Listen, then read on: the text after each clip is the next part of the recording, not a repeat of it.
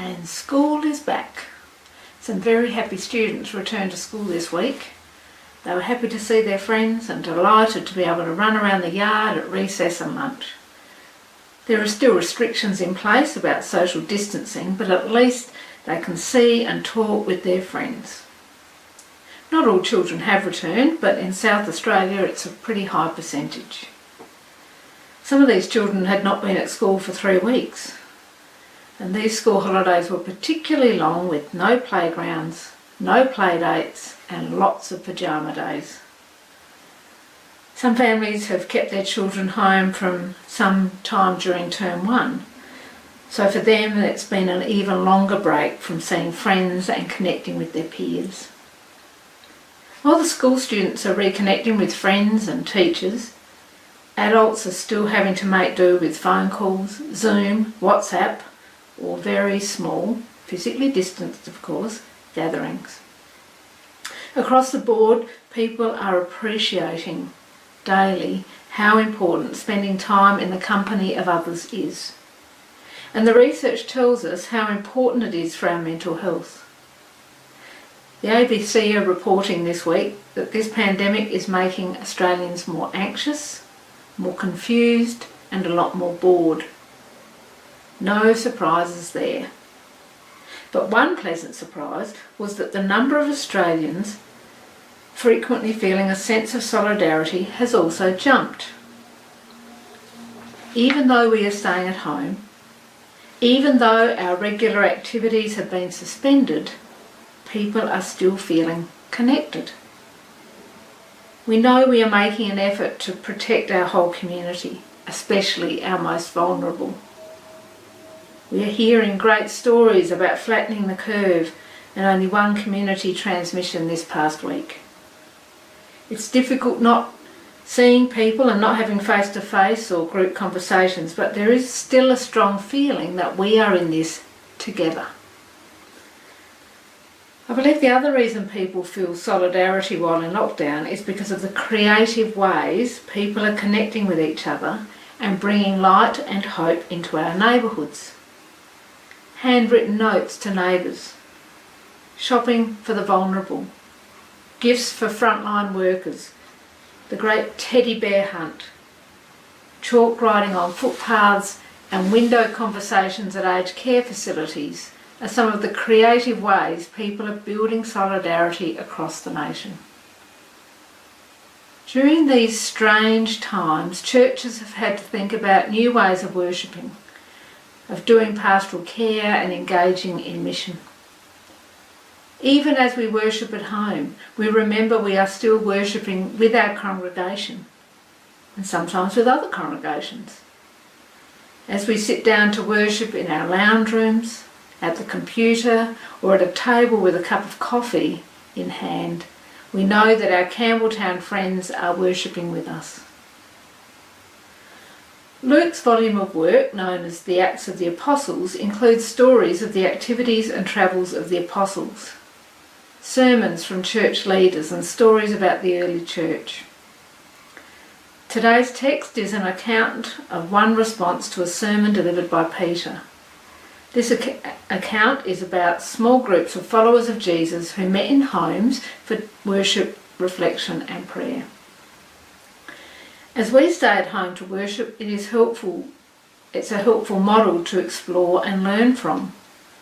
What did the early church do? How did they learn, and what impact did their worship at home have on the church and their surrounding community? There were several reasons members of the early church worshipped at home.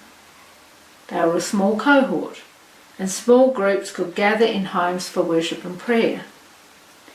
We know from the New Testament that households often came to faith and were baptised as a group. This trend meant the household then worshipped, studied and prayed together. There was also a fear factor. We know that the Christians were treated with suspicion and sometimes outright persecution, so meeting in homes behind closed doors was safer. Our normal worshipping space is a beautiful old building, a building full of tradition and memory, a space that has witnessed many prayers, sermons and songs. When we walk into the property on Lower North East Road, we feel a sense of the sacred. We know we are surrounded by the communion of saints. But just now, we follow the example of the early church and we worship at home. We read that the members of the early church devoted themselves to the apostles' teaching and to fellowship, to the breaking of bread and the prayers. The people heard and recalled stories about Jesus' life and ministry. They would have shared his parables and recalled accounts of miracles of healing. They would have remembered Jesus' confrontations with the authorities and his role modelling of inclusion. The members of the early church, meeting at home, remembered the Last Supper. They celebrated and shared in a special meal that would become known as the Eucharist. And the people prayed. They praised God, they cried out to God with their hurts, fears and worries, and they prayed for others. Luke presents an idyllic image of the early church, where the people held all things in common. They would even sell their possessions and distribute their resources to all as had need. Now we know from other New Testament writings that this idyllic picture did not last. But the sentiment of sharing, of being in solidarity with others, continues to be a hallmark of Christian communities across the world. We learn from this text that the early church did not only meet in homes, they continued to go to the temple. It is presumed most were Jewish, and that as the movement around Jesus' ministry and message grew and developed, they continued practicing the religion of their heritage. The Jewish Christians continued their religious practices and studied the scriptures. And those ancient texts helped them understand Jesus' life and ministry. The ancient texts and traditions helped ground them in their faith. The early church gathered to learn and pray, to share and support each other. They met in small groups. They met in homes behind closed doors. They met in solidarity. It is good and important to meet together, but we can't at the moment, and that is hard.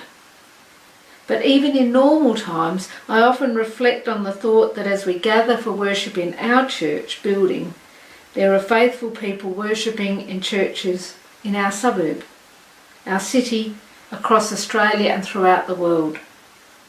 As we gather for worship, prayer and the sacraments, so are millions of others. We are in solidarity. In this time of lockdown, when we pause at home to light a candle and tap our singing bowl, I think about our people pausing in their homes, also behind closed doors. We might be worshipping apart, but we are together.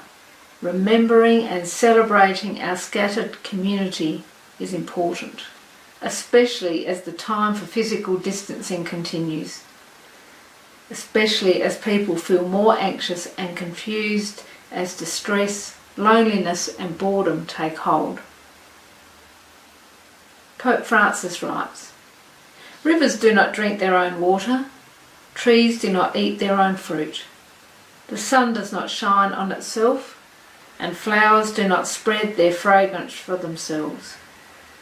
Living for others is a rule of nature. We are all born to help each other. No matter how difficult it is, life is good when you are happy, but much better when others are happy because of you."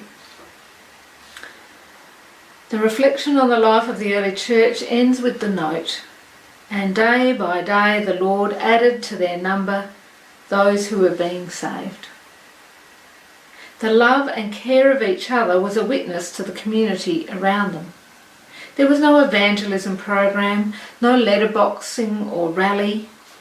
Rather, the early church community meeting at home behind closed doors, devoted themselves to the apostles' teaching and fellowship. It was through their devotion to learning and caring that the church grew. Their actions spoke louder than any words could have. Julie Perrin tells the story of meeting an old friend. They had not seen each other for a long time, and Perrin had much to talk about. And she did. She describes herself like this: "And suddenly I'm talking way too fast, racing across my recent activities, telling stories, speculating, announcing, commentating. I'm thrashing about like an idiot on a jet ski. Nothing, it seems, will stop me." There's a little crease near my friend's eyebrow. She looks like she's trying to concentrate. The report on everything I've blurted out is dragging us away like a tidal rip. I pause, take a breath, ask her a question. She answers briefly, but she's a bit limp, out of air. A flood of unfinished stories is rising around us. No one can stand steady. Later she writes, "During my evangelical youth, I was attracted to the zest of telling the good news in ways that I now think had more to do with my own need to feel significant than with actually listening to the Holy One speaking through the lives of others. Witnessing was about spruiking. Now I think that being neighbours to one another is about bearing witness. The privilege of being alongside, seeing and respecting another's experience, and being open to what it reveals. Often the Spirit is present in this openness." The members of the early church gathered in homes, behind closed doors, for worship and prayer. They learned from the stories and sermons of the apostles, and they supported and cared for one another. The faithfulness, openness and care of the people became their witness to the people around them. And people came to faith and the church grew. During this time of physical distancing and lockdown, we are worshipping together apart. It is hard. We are feeling lonely and bored, anxious and distressed. We miss company and activities that stretch our mind and use our bodies. In this new reality, it is important that we remember that we are in this together, that we are part of the vast Christian community that spans across time and space, worshipping, sharing, praying and celebrating together. Thanks be to God. Amen.